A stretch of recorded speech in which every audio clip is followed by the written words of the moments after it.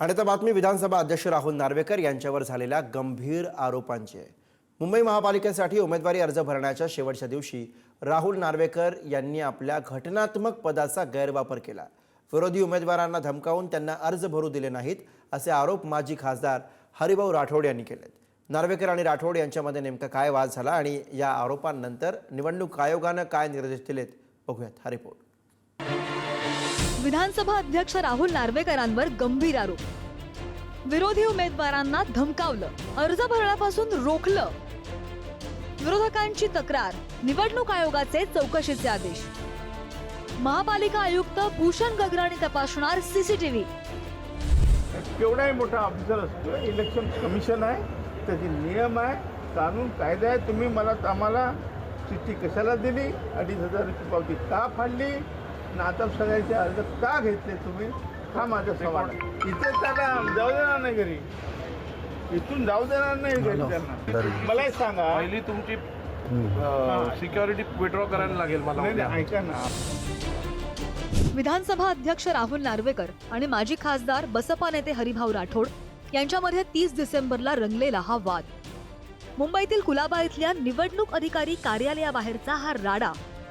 नार्वेकर यांनी बसपा आणि इतर विरोधी पक्षाच्या तब्बल 12 उमेदवारांना धमकावलं, जाणीवपूर्वक अर्ज भरण्यापासून रोखलं असा गंभीर आरोप हरिभाऊ राठोड यांनी केलाय।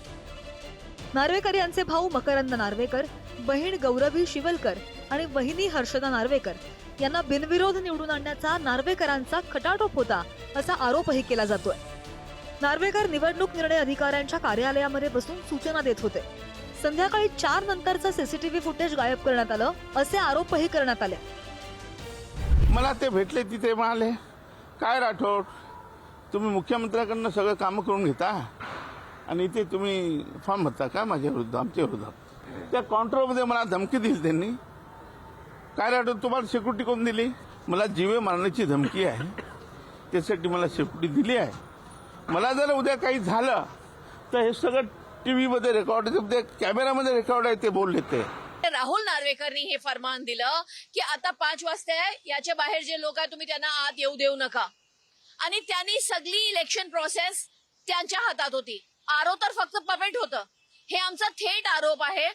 जर राहुल नार्वेकर इलेक्शन प्रक्रियासाठी नाही आले होते तर कशाला आले होते? राहुल नार्वेकरांचा विषय हा अत्यंत गंभीर आहे।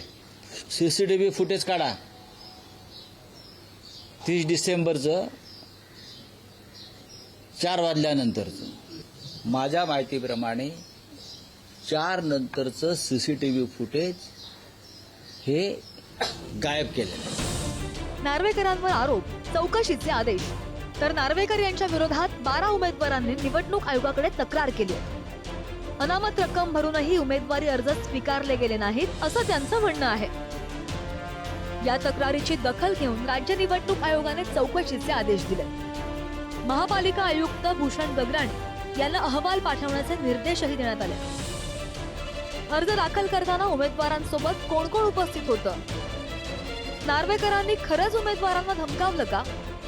निवडणूक निर्णय अधिकाऱ्यांनी काय खबरदारी घेतली, याबाबत चौकशी केली जाणार असल्याचं समजतं। दरम्यान राहुल नार्वेकर यांनी आपल्यावरील सगळे आरोप फेटाळून लावले।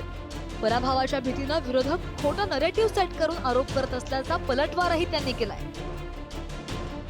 त्या दिवशी इकडे मी माझ्या उमेदवारांबरोबर अर्ज भरण्यासाठी आलेलो, त्यावेळेला घोळखा घालून कायदा सुव्यवस्था बिघडवण्याचं काम काही लोक करत होते। त्यांना मी पोलिसांना समज देण्याची विनंती केली। त्या व्यतिरिक्त काही घडल्याचं मला माहित नाही। सीसीटीव्ही मध्ये एखादा माणूसच नसेल तर त्याला काय तिकडे पेरणार आहात का? आता जिथे मी नसेन तिकडे तुम्ही बोंब मारलीत की मी आहे तिकडे, तर दिसणार कसं बाबा? तुम्ही मिनिट टू मिनिट बघायला सांगा ना, कुठचं काय गायब झालंय। या सगळ्या आरोप प्रत्यारोपांमुळे राहुल नार्वेकर अडचणीत आले। मुंबई महापालिका आयुक्तांच्या चौकशीमध्ये नेमकं काय आढळतं आणि त्यावर निवडणूक आयोग काय कारवाई करणार, याकडे आता सगळ्यांचं लक्ष असणार आहे।